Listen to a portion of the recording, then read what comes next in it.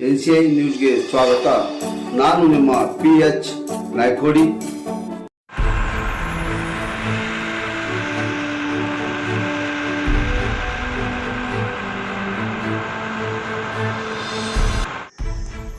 ಕರ್ನಾಟಕ ರಾಜ್ಯ ರೈತ ಸಂಘ ಹಾಗೂ ಹಸಿರು ಸೇನೆಯ ವತಿಯಿಂದ ಯಡ್ರಾಮಿ ತಾಲೂಕಿನಲ್ಲಿ ಪ್ರತಿಭಟನೆ.